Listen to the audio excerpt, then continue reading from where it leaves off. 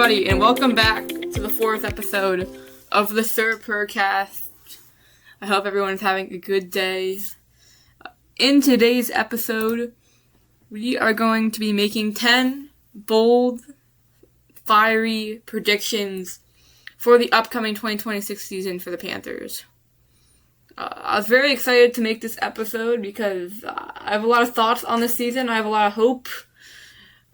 But I don't think I have anything else to say, but let's just get right into prediction 1. My first prediction, I think Xavier Legette is going to have a breakout season. This is the season that he's going to need to prove himself if he wants to stay on the team, because this is going to be his 3rd season. If he doesn't prove himself, Panthers may not pick up his 5th-year option and just will let him walk. So I think Xavier Legette is going to get it done, and I think he is going to have a breakout season with the Panthers. And there's a couple reasons why I think this. Number one, watching the Panthers OTAs, he just looks like he moves with more of a purpose.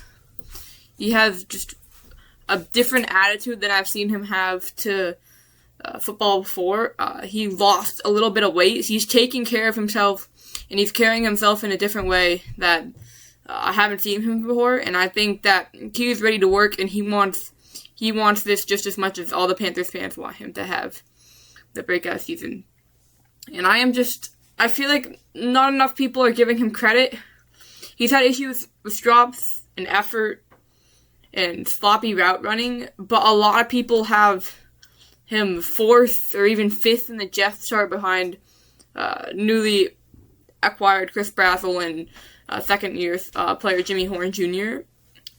And I just don't think that's fair, especially because neither of them have seen any significant amount of playing time. Chris Brazzell hasn't even played a snap with the Panthers yet.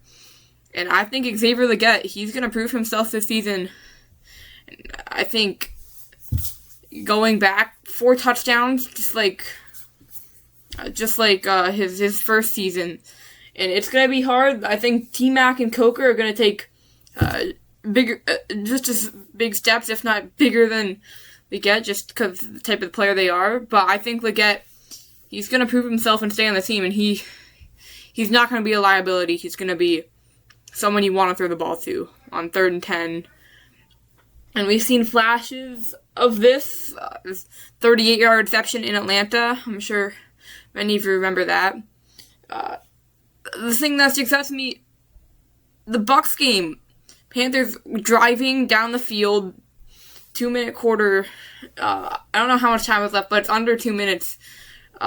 Gets a nice 6-yard completion to Young, and uses his speed to get out of bounds. And it took him, I remember quite vaguely, it took him somewhat decent to accelerate, but he was able to get the first down, get a pickup of 11 and go out of bounds. And I think that's what we wanted to see from Legette. The run after catch, and I think, him looking much more agile and nimble at OTAs. Clearly he's put in the work this offseason. He's lost a bit of weight. I think he's going to have that extra juice and explosive energy this season. With our second prediction, this is a pretty hot prediction. Not a lot of people have this happening, but I think the Panthers are going to win Week 1 at home at the bank versus the Bears. And a lot of people are probably just shaking their heads right now because the Bears, they had a very, very good season with Caleb Williams and Ben Johnson, the divisional round. But I don't think the Panthers are that far off as a team from the Bears in the first place. I mean, I think the Panthers played a better game against the Rams, especially offensively, and I think Bryce Young is a better player than Caleb Williams. I don't think people give him enough credit. And I think they're going to win Week 1. The Panthers, they have done a lot of work this offseason. I mean, I'm going to talk about more of this later, but the additions of Devin Lloyd, Jalen Phillips, Rasheed Walker, just to name very few, not even talking about the draft yet. They have a purpose. They're not going to the offseason just, we'll see what happens and just hopefully we can get a good draft pick. Or they want to win. They want this. they've seen there's a chance. They know that they are capable of making the playoffs and making a deep run, and they're going all in. I think they're going all in on Bryce Young. They're going all in on this team. And I think the Panthers can compete with anyone in the NFL. I mean, they showed it last season.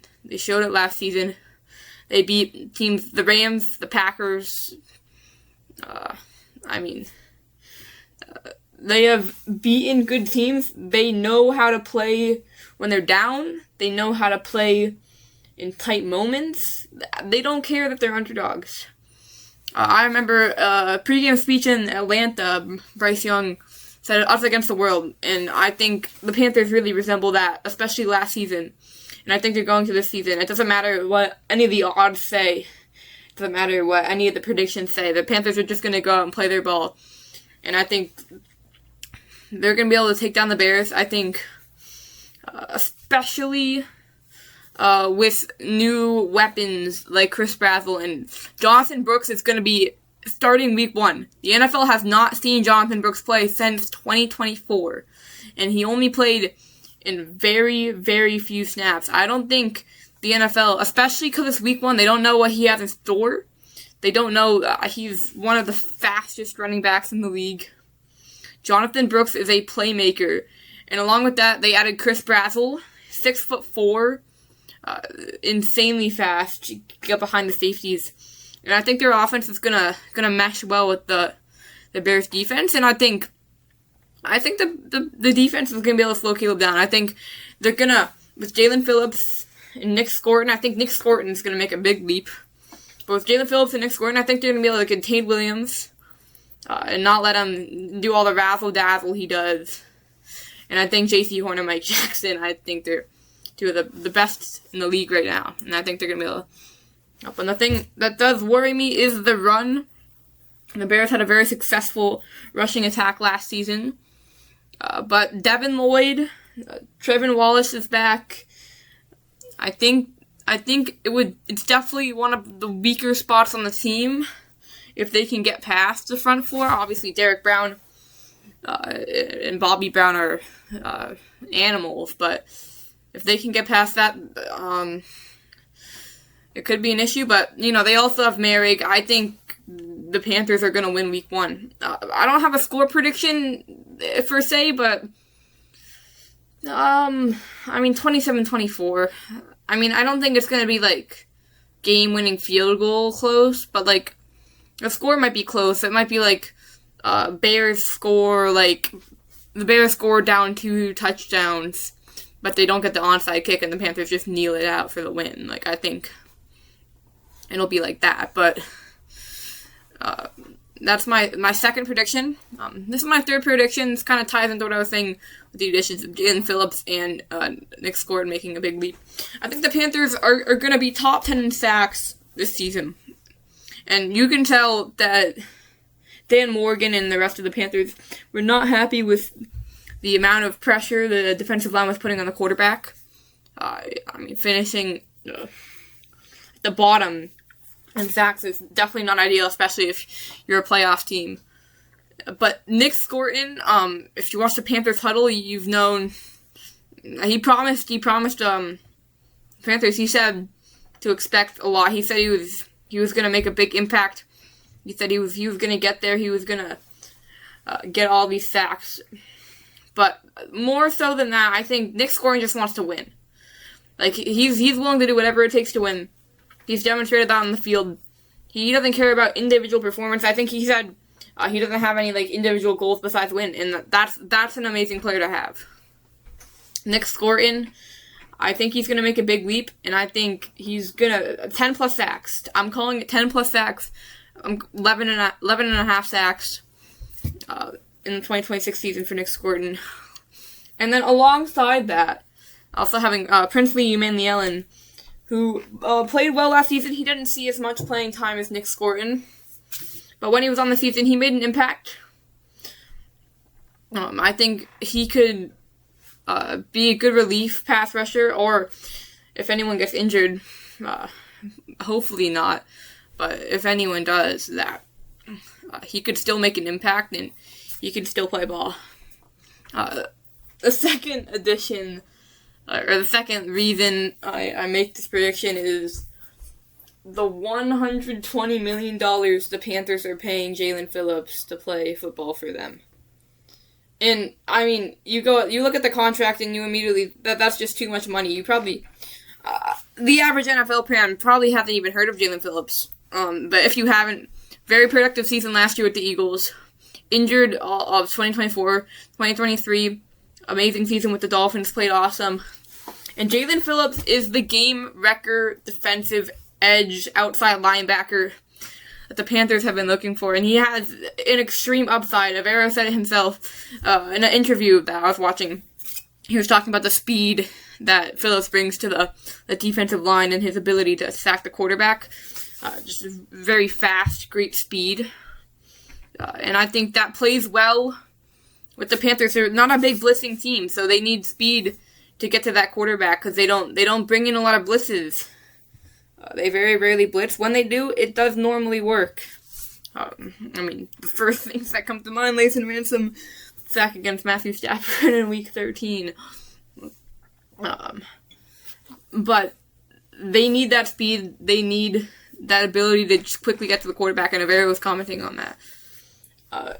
And the second reason I'm just so confident in Jalen Phillips, he tore his ACL at the University of Miami.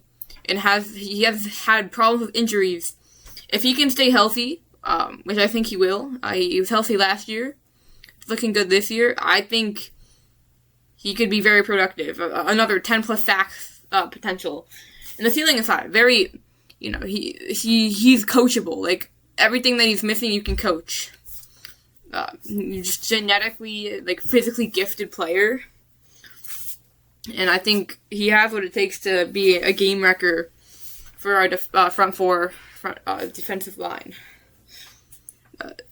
And Jalen Phillips, the Panthers would not pay him $30 million a year if they didn't know he had the potential to do what I am saying. Like, Jalen Phillips has all the potential in the world to do this. It's a question of if it's going to happen, and I think it will. For my third prediction, the Panthers will go 12-4 in the 2020s. Oh my gosh. I wrote 12-4. I meant 12-5. The Panthers, I've been watching a lot of 1996 videos, so I'm kind of used to the 16-game schedule, not the 17-game right now. But 12-5 is my record prediction for the Panthers. And there's a couple reasons. Everything I said in the past about the Panthers, all these improvements, the fact that they can just compete with anyone and play their ball, everything I said, Bryce Young, pre-game speech, all of that. And I like their schedule. I gave them the Week 1 win. I think the Falcons are 2 winnable games, especially if Bryce Young at the helm. The Browns, I have confidence that the Panthers will beat the Broncos. That I am very confident in that game. I didn't make that a prediction, but I'm confident in that game. I have confidence. I don't think the Broncos are that good offensively. They did acquire Jalen Waddle, but I just don't think they're going to be able to keep up. Even though they have such a strong defense, I think the Panthers will be able to outscore them. I think they're going to beat the Lions at home on Thursday Night Football. I just think the Panthers crowd is going to play a big part in that game, and I'm excited. They get a very early bye week, the earliest bye week, Week 5. But Week 6, I'm going to have them drop to the Eagles. Week 7, the Bucs at home. I mean, I don't need to answer that. I don't think the Bucs are going to be as good this year, and I think the Panthers are going to be able to take care of them pretty easily. Week 8, Packers away. Panthers beat the Packers at Lambeau. Week 9, 2025. They're going to beat them Week 8 on Sunday Night Football 2026. It just is what it is. Bryce Young is extremely clutch. And I think it's going to be a close game. I think it's going to be Sunday Night Thriller. But I think Bryce Young is going to be able to get it done at Lambeau. And I think he's going to be a big part of that game. Week 9, Broncos. Already talked about that. Week 10, Saints. The Saints, I think they're going to win Week 10 at home. I do think the Saints are their biggest issue in the NFC South. I think they have the second highest potential to steal it from them, besides the Panthers winning it. So first highest potential, I guess, to steal it from the Panthers. But I think they're going to be able to get the job done at home, and I think they're going to win that game. Week 11 against the Ravens. I don't think Lamar is that good. I think he's a little bit washed. I think that, again, like I said, Jalen Phillips, the speed we added, Nick Scorton, we're going to be able to contain him, and I think we're going to force Lamar to make some throws, and I think Mike Jackson and J.C. Horn are going to get the job done, and everything I said about the offense before Jonathan Brooks. I'm very excited about him. Week 12, Bucks, Monday Night Football away at Raymond James Stadium. I think this is going to be a blowout. I personally think this is going to be a blowout. I just think the Panthers are going to be ready that day. I think the Panthers are going to surprise everybody, honestly boost themselves into Super Bowl deep playoff run conversation with this game. I don't think it's going to be that close.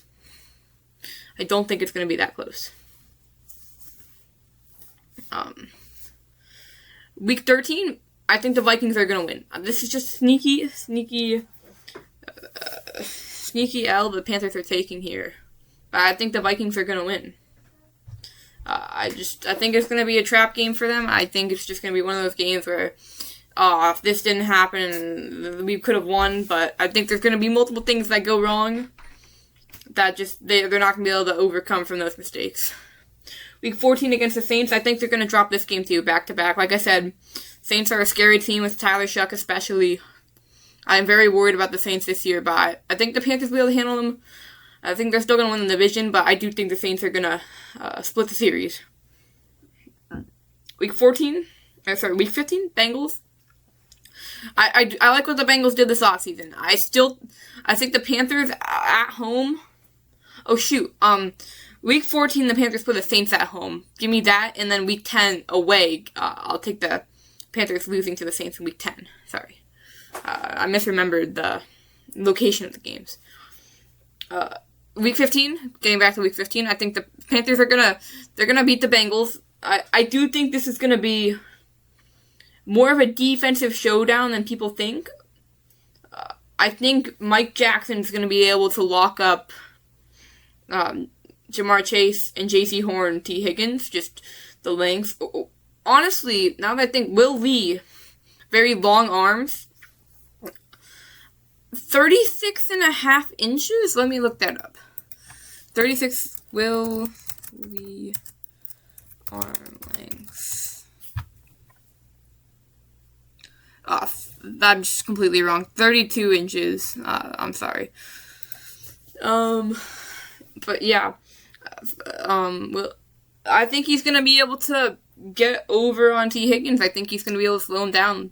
T. Higgins is a very big-bodied receiver. I think Will Lee is going to be able to handle it.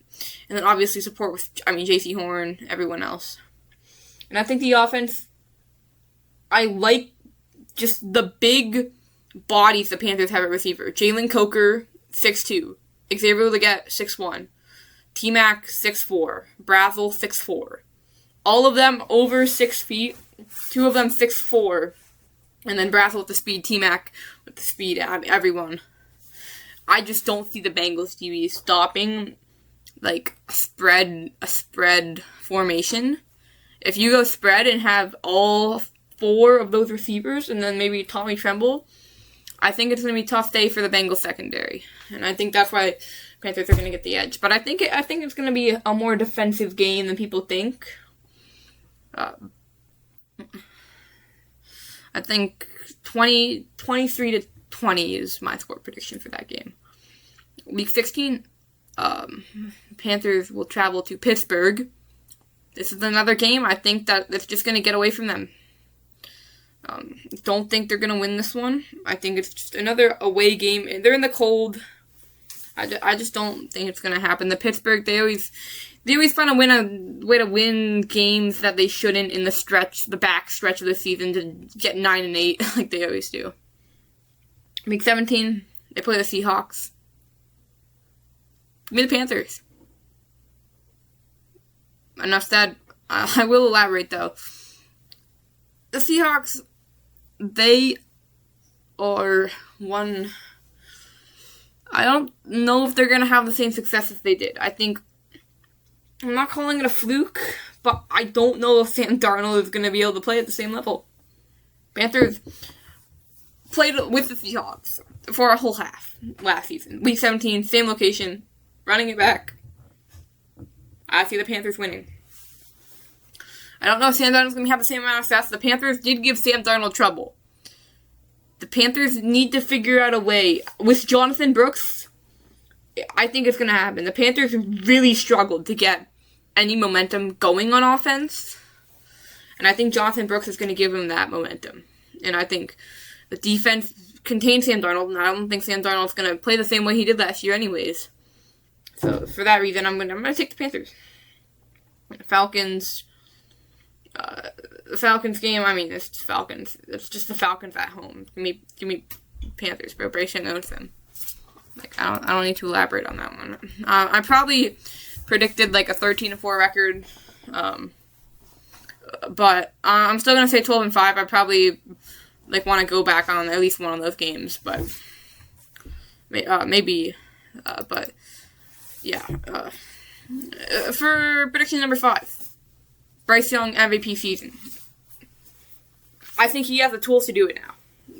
Like I said, Jonathan Brooks, all those big body receivers, all of the tools around him. He has the talent. There's no question in that. Bryce Young is one of the most talented players in the NFL, if not the most. I am a Glazer, but I'm going to say he's the most talented player in the NFL. And I just don't see Bryce Young failing this season. This last year, he laid it all on the line. He led the Panthers to the playoffs. They got him extended, and now he's gonna make his case for MVP, and he's gonna put himself up in the conversation with Allen and again, Lamar's not that good, honestly. Mahomes, everyone else. Bryce Young is gonna be good. Number 6, McMillan, Young, Derek Brown, Mike Jackson, and J.C. Horn all make the Pro Bowl. I think all 4 of them should have made the Pro Bowl last season. All 5. My bad. Only Horn did. Bryce Young, again, I already said about him. T-Mac, Rookie of the Year. Amazing season. Mike Jackson, most PDFs in the NFL. Unbelievable. And Derek Brown, who else is there on the NFC? Dexter Lawrence. That's it. Who are you going to put over him? Number 7. I'm going to speed this up a little bit. We've already been recording for 23 minutes. Jonathan Brooks overtakes Chuba Hubbard. That is number 7. I've been hyping him up all season. I still think Chuba's going to get playing time, but like I said, Jonathan Brooks is going to get off to a hot start, and he's just going to keep on running. I don't think Jonathan Taylor season, but close to that. Number 8, I already really said this in my schedule prediction, so I'm not going to go too far over this, but I think they're going to beat the Seahawks week 17. I just included that in there. Number 9, Panthers are winning the Super Bowl. Actually, no, I'll elaborate that in number 10. Number 10, but switching to number 9. Mike Jackson and J.C. Horn both have 7 or more picks. I think teams are really just going to have to pick your poison. And, they saw all the production Mike Jackson had this season, and I think they're going to try and pass to J.C. Horn more. And J.C. Horn, he's going to get picks, and they're going to say, well, maybe we should pass to Mike Jackson. And it's just going to go back and forth, and I think they're both going to be 2 of the most dominant corners in the league, but they're going to get a lot more credit for it. Back to number 9, Super Bowl win. I think the Panthers are the best team in the NFL right now. I genuinely do. I say that with full honesty. I think the Panthers are winning the Super Bowl this season. I full honesty and full believe. I don't see the Panthers losing a game, but it's the NFL. You're going to lose some for various reasons. But I don't see the Panthers. I just don't see a world where the Panthers don't make the playoffs. And I think a big reason they lost the Rams game was just nerves. very few Panthers players have ever been in a playoff game before. And I think they got that out in the second half. In the second half, they played much better than the Rams. And I think every single game is going to be like the second half, where the Panthers are going to win. And the Rams, if the Rams were in the AFC, they would have played in the Super Bowl. I think everyone can agree with that. The Rams would have beaten the Patriots in the Super Bowl. So the Panthers, they really played the second best team in the NFL that day. And they almost beat them. And if they weren't nervous, they would have won. And I think the Panthers, they're not going to be nervous. They're going to know what to expect, and they're just going to come out. They're going to lay it all on line, and they're going to win the Super Bowl. And I just don't see a team that's, like, really shown. Like, they're not, like I thought everyone thought the Eagles were going to win the Super Bowl. They were, like, super good. I don't think the Seahawks were, like, super good until the Niners game in the divisional round. And I just don't think that's the only team I could possibly see winning the Super Bowl besides them. And like I said, I don't think Sam Darnold's going to get it done. Okay, this is the ending of the 4th episode of the Sir Purrcast. I hope everyone at home or in the car listening and watching enjoyed. And I will see everybody in the next one.